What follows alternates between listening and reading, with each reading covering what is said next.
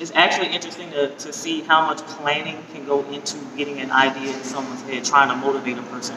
It's the same way as if somebody's a cheerleading coach or a business manager and they're trying to motivate the team to get them to do something. They have to literally sit there and think, well, how can I get this person motivated? This person's got this going on at home, this person's got this going on. But when it comes to a person that's a predator, it's a little bit more methodical, somewhat sinister, because they're looking at all the gaps and the weaknesses that they recognize in a person. The fact that you all are here tells me that y'all have a good support system, at least with family, possibly with church. But there are a lot of people that do not have this. So a predator will see that and say, "Oh, I see. She don't have no family. She's always alone. She always sits by herself in the cab. She always is going somewhere alone on the bus line. She never talks about family. She never talks about having a job or anything." So they look for a gap and a way to get in there. And if you say, "Well, my dad isn't around, or I haven't had a dad," no, that's key. Please don't tell him, even if he is around or isn't, don't even say it. Because a lot of the times, that's one of their, like, "Oh, I got her now. That's what she needs. She doesn't have a dad, so I got to be her daddy." So what happens is, with Inception, they're showing, in the film, he kept saying things like, "I need to feed this idea," or suggest. A lot of the times, a predator is going to feed them the idea, "Oh, I can get you what you want. I can get you more money. I can get you more clothes. You can come stay with me. You won't have to stay at home with your family. I know y'all have a lot of issues in the foster home. Come here with me. I got you." And they'll just feed them all these ideas. He also said another key thing in there. He said, if the slightest disturbance happens, the dream will collapse. So we have to prevent that. So anytime there's a predator, a pimp, boyfriend, whoever it is, to keep that person sucked into being exploited and being taken advantage of, they cannot have things that are around them that could support them. They can't let them get to those things. They can't let them disturb their plan. So, what are some reasons that y'all think somebody might actually become sexually exploited or become a victim? And it doesn't have to be like in a relationship. It could be, at work, school, anything. What are some reasons that you think a person might be a target by a predator? Because like you were saying earlier, like they could be a loner. And this person has been pretty much watching them and notice that they see this person a lot by themselves. Mm-hmm. So, that would be the person they would target. Right. So. Okay. Anything else that y'all can think of in terms of like their surroundings or their activities? What? I would say dress code. They see that they may not be wearing the latest stuff, the name brand stuff. And so, I know you want. Don't you want to get your pair of Jordans or whatever? You go do this with me. That's why I think people do the same thing with getting these kids to sell drugs. I know you want your pair of whatever the latest sneaker is. You go take this package over down the street from me. Right. You get your pair from me. I'll buy your pair. Right. Stuff like that. They use anything they think is gonna grab you to come in to them. Whatever they can use to draw you in, they're gonna use it. So I would say between clothes with students, I would say do like money, clothes. Like you said, they lonely, walking around by themselves, seem to be depressed, head down all the time. They just gonna try to just use anything that they can to manipulate you.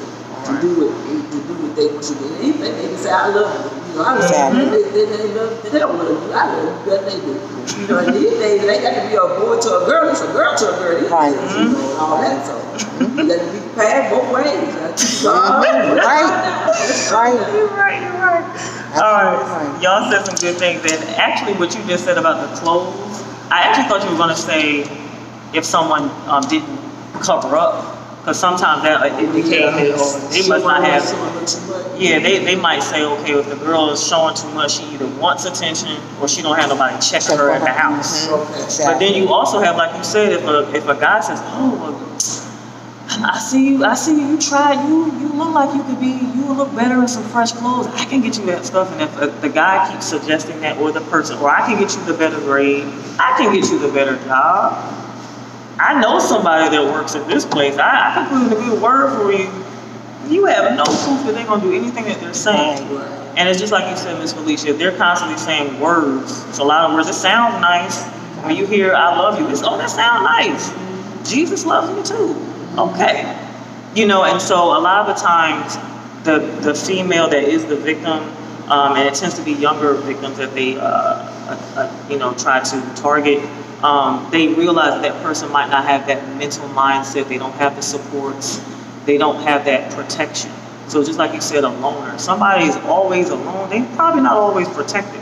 They don't have nobody checking them saying, "Why you ain't home yet? You supposed to be." When I was growing up, it was street lights. That's Lights right. came on, you supposed to be in the house. Supposed to be in the house. I don't know what it is today. I don't know what it is today. I don't know if the Ring camera has to come on to get people to come to the house, or you need to be off the phone by this time. I don't know what the rules are now, but now, because of social media and because of the ways that we connect and communicate, it's a little bit more difficult for a lot of parents to actually watch what kids are doing.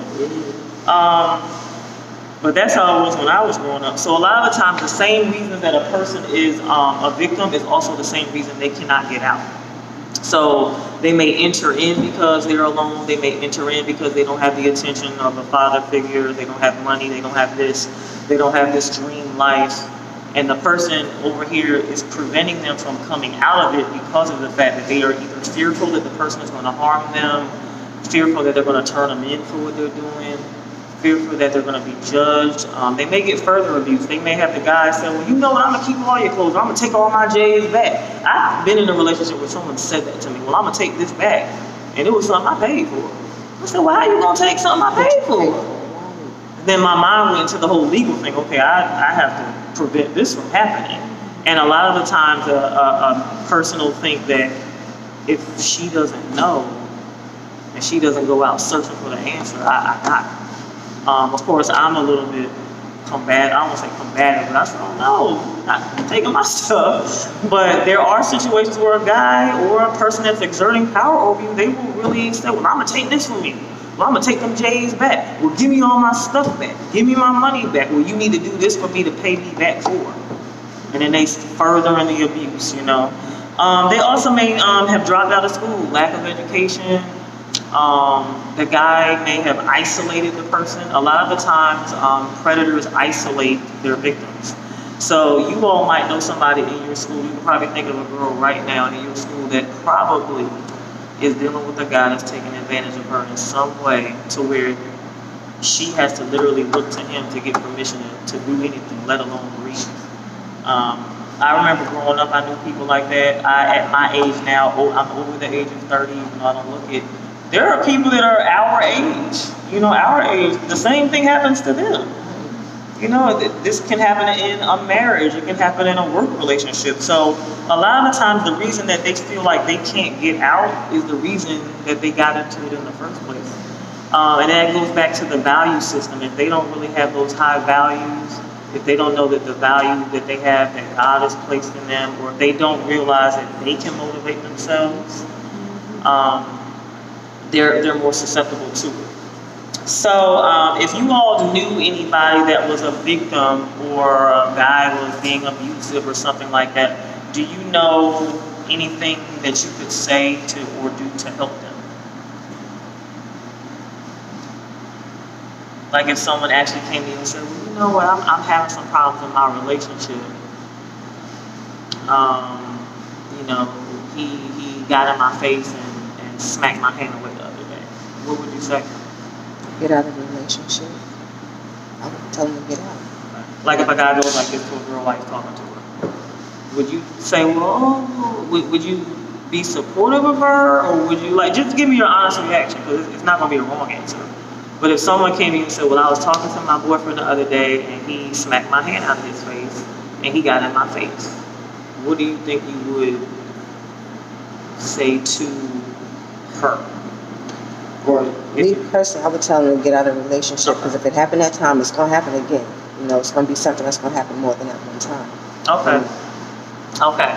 So that's a good answer. And there's a variety of things that you could say that we'll do later, but motivational interviewing and mental health first aid, as I was saying before, the key in both of these two techniques is you are the first line of defense. A lot of the times, And I always laughed at myself because Miss Felicia is like the building therapist. We all are always coming to Miss Felicia telling us all our problems and everything we got going on. I probably need to give Miss Felicia a whole other check. But a lot of the times, you are literally the first line of defense that that person is trying to latch on to. And sometimes their behavior or something that they will do or say, if you're attuned to it, is what can assist them to get out. So you have to be the helper. You have to be the person that says, you know what, I accept you for who you are. I'm not going to judge you. Tell me what's going on. You also want to make sure that you let them know that you support them if they're going to get help. You support them if they need to go speak to a pastor or a counselor or something of that nature. Could you press the pause? So when it comes to motivational interviewing and mental health first aid, the whole point is you are the first line of defense. So when y'all think of first aid, what do you normally think of? First aid is when we learn how to CPR. CPR. You think of helping somebody. If you have a cut, what do you give them?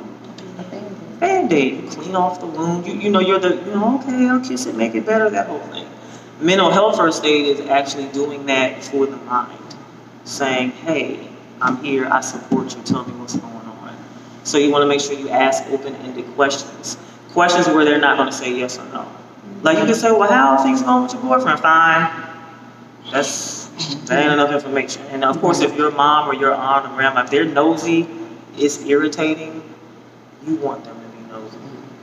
As an older person, I'm just saying, you want your friends and family to be nosy and know what's going on, because you just never know what's going to happen. And who wants to end up like those two girls defending R. Kelly in their video? Because that can happen. That can happen. And like you said, when we talked about it off out of the presentation, it seemed like he had some type of hold over them or power over them, like we've been talking about. Whereas the Bible says a stronghold.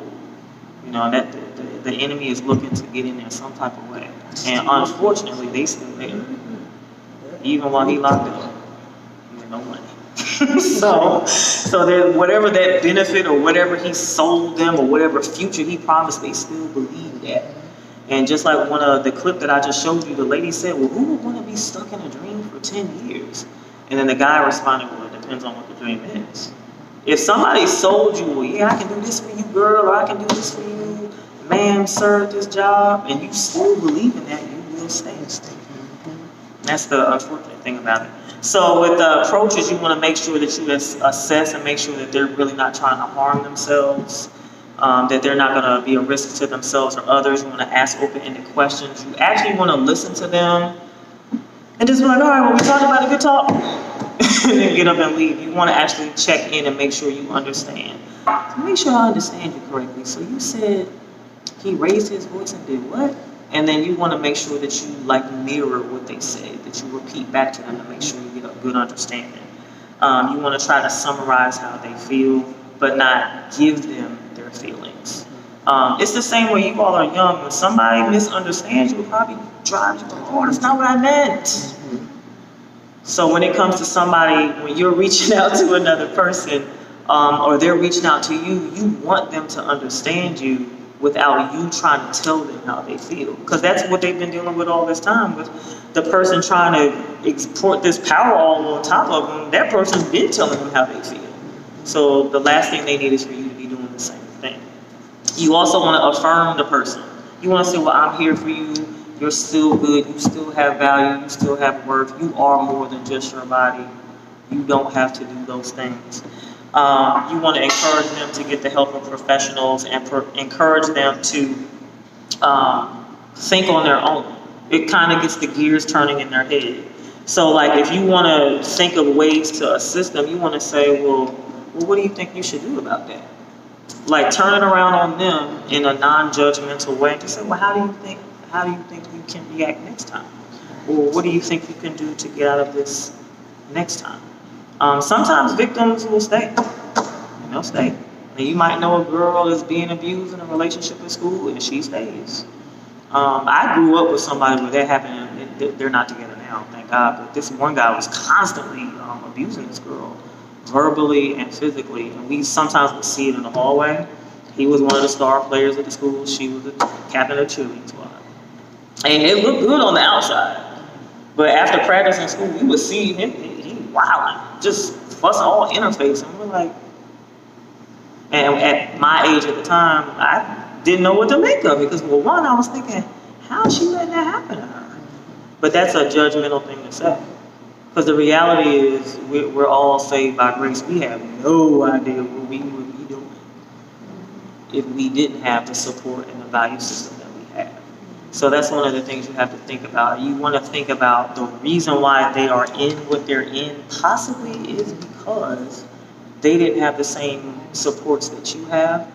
And so when you think about it in that way, that gives you an idea of how to help them. And just remember, you are the first line of support. You are the actual first responder. You're the person that can assist them by just being there, being present, asking open-ended questions, seeing if they're really going to harm themselves, affirming them, and then trying to, help them get to the support they need. Like ladies, I know if you're in high school now, middle school, if you know somebody that's dealing with that, just drop a bug in the counselor's ear. You don't have to say anything directly to the person. Or you can say, well, I know somebody that can help you with that. You may not even know if the person can help, but you can still suggest it. The same way they were open to the suggestion of the perpetrator, they may be open to your suggestions. So you have to think about how we all can help one another and talk to one another and support one another and get each other thinking on our own. I can control my situation, not someone else. So the last clip I'm going to show that'll lead into the brief little exercise. You've probably seen this movie, heard about it, watched it. You might have seen memes about it on social media. I don't know. You can press the pause. The Felicia Blake this way. I'm going to make sure that my technology is turned back on. And watch it. All right, so this particular clip may be familiar to some of you. Somebody at the club said that you would trigger her. Sorry. Oh, wait a minute. Let me pause it and get the... Come on, Sam. This computer is not being my friend today. Seriously? It's just giving me all the comments that I don't need. Okay, let me go back. At the club said that you would trigger her. And I'm telling you no.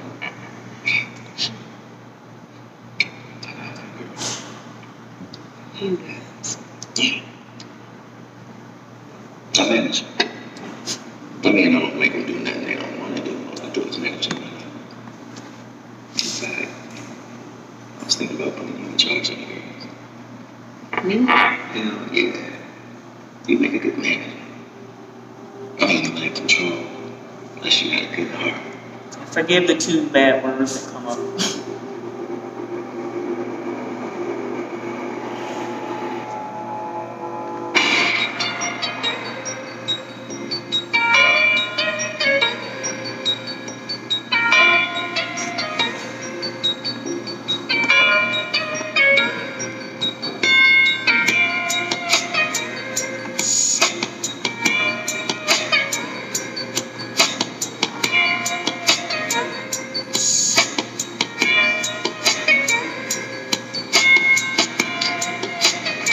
Is this enough for y'all?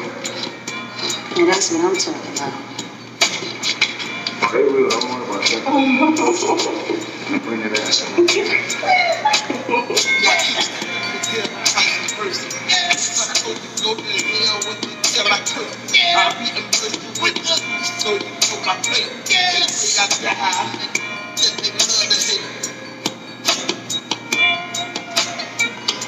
Ma, I'm leaving and she need a bottle. Well, I'm busy and you need to call her daddy. And why would you say something like that? You know I ain't speak to him since Shawty was born. And I ain't begging nobody to take care of me and my baby. You standing here begging me? I'm paying you. Fine, Felicia. I'll watch your baby so she don't turn out like you.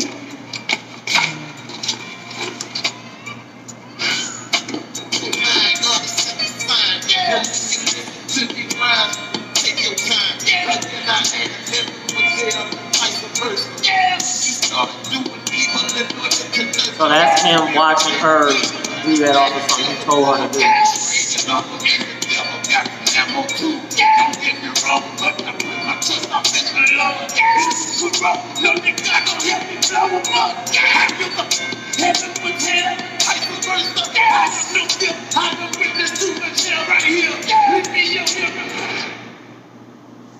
I didn't want to chance it. I got scared. Don't get scared.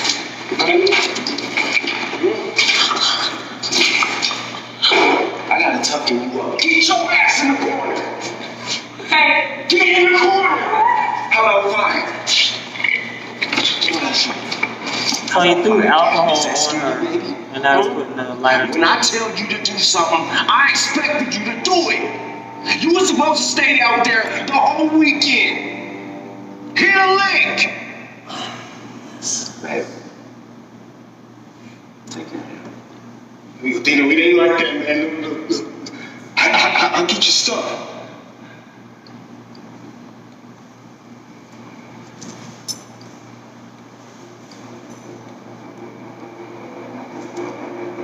So that's kind of near the end where she turns and thinks for a second about doing something to him. And if you actually watch the whole film, you know what happens. And so this whole depiction shows her thinking about her life, and she's thinking about things that she might value. She thought about her child. She thought about her life, what she could be doing, and then she ended up acting on that final decision. Basically reflecting all of that constant abuse he would put on her. Like had her standing outside on the street corner, and he had a lot of influence over her. So, as I had said before, that's a tough movie to watch if you have seen it, if you haven't seen it. I don't know what was going on at the time, possibly with one of my friends, but it was tough for me to. So I said, I'll watch it another day. I just wasn't mentally ready to watch all of it. So what are some reasons you all think she was victimized? Like, why was she a target? From what you remember about the movie or what you saw in the clip, what do you think are some reasons that she stayed?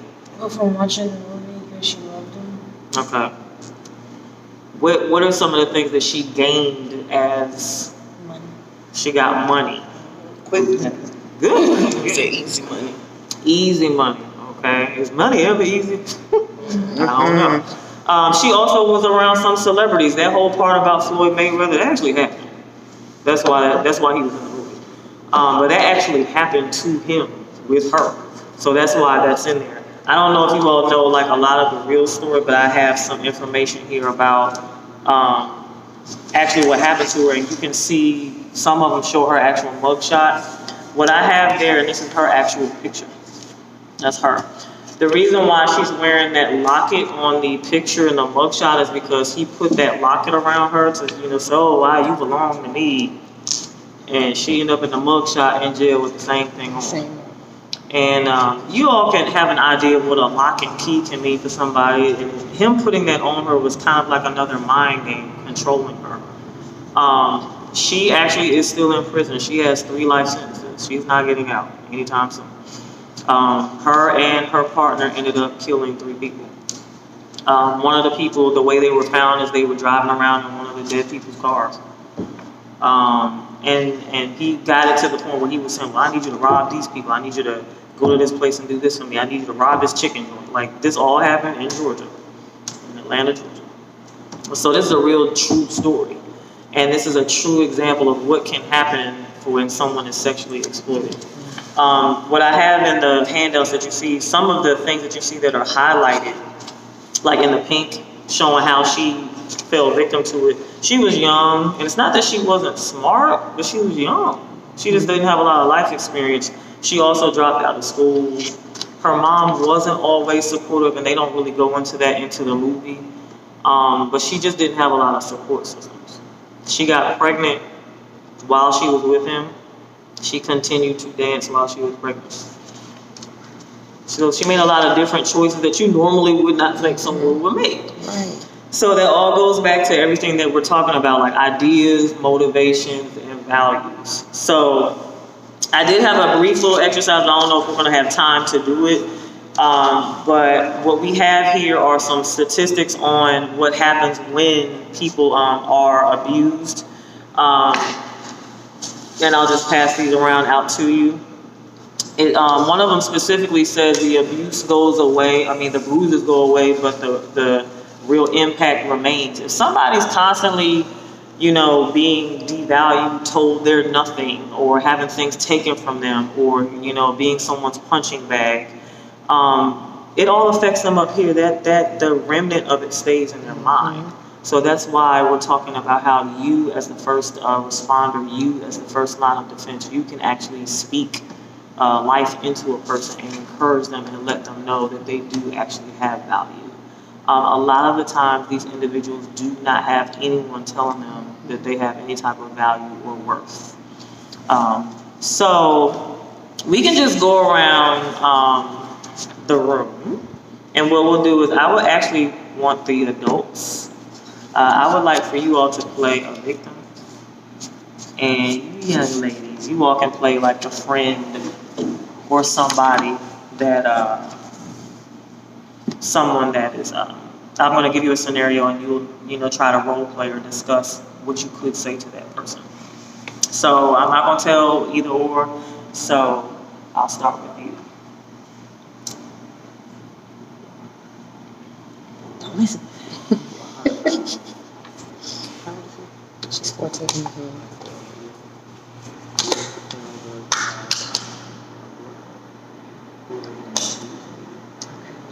He's only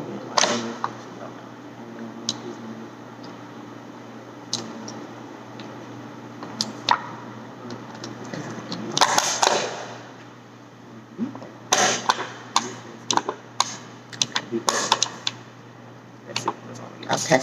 All right. So we have this young lady here. Let's say her name is the proverbial name that we all know, Keisha. Let's say that Keisha here, Keisha's 16 years old, and she's sitting here finally in the counselor's office at school. You're the counselor, you're the high school counselor. Keisha's 16. And all you're going to say is,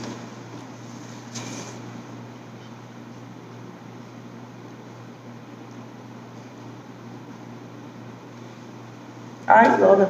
Okay. Oh, so let her start first. Okay. You want me to? No, she's Keisha. Wait, what's Keisha? You want me to start first, right? No, she's going to Oh, she's gonna start first. Keisha, I seen you've been missing for 7 days out of the 2 weeks of school. What's going on? Well, I've been having some issues with my boyfriend. He's been getting in my face, threatening me, and I haven't been wanting to show my face in school. You have to talk to your mom or dad about it? I can't talk to my parents about it. You're scared? Mm-hmm. Especially to tell my dad. Remember, open-ended questions. Don't give her a chance to say yes or no. So, yes or no isn't bad, but you want her to actually give you more information. So she said, especially my dad. She said, I'm scared to talk to my parents, especially my dad. What could you then say as the counselor? You want to phone a friend, ask for help? Why? Oh, because my dad is that type of person. If he knew that some guy was in my face threatening me, he's going to do something about it. And it's not going to be pretty. So that's why I hadn't said anything to him. All right, do you all have anything else that you would say to this actress, Keisha? What would you say to her? Because she's been missing school. She's been missing seven days out of 2 weeks. What would you say to her? Just give her some protection options so she wouldn't have to miss school. Okay. Good answer. Very good. Anything else? Do you have any other family members that you feel comfortable with talking to, or anybody in your community? I do. I have a sister that I can possibly talk to about it. With talking to your sister, will that help you come to school more? And It would. okay. Very good. That was perfect. So that's just giving you an example. You asked open-ended questions, and you did good. I wasn't picking on you. You asked open-ended questions, and you also said, well, I would give her some options for protection. So that means that you can let her know the number to the police. She may not know that it's not just 911. You can also call 311 and say, hey, you know, I need some options for domestic violence abuse. You can also give a person options. Well, I know of this place in the community. I know of this place, or come to my church, or whatever. So you actually thought about ways to protect her because she may not feel safe, and that's very good. You want to assess the situation and make sure that the person knows that they don't need to harm themselves or others, and that you can possibly find some other support system. That's key in mental health first aid. And then when you also said, well, hey, you know, do you think if you talk to your sister that would help? That was good, because that's giving her the opportunity to say, what can I do? Because sometimes a person will have an idea, like we're talking about ideas, but they may not act on it because they don't have the right person influencing and pushing it on them.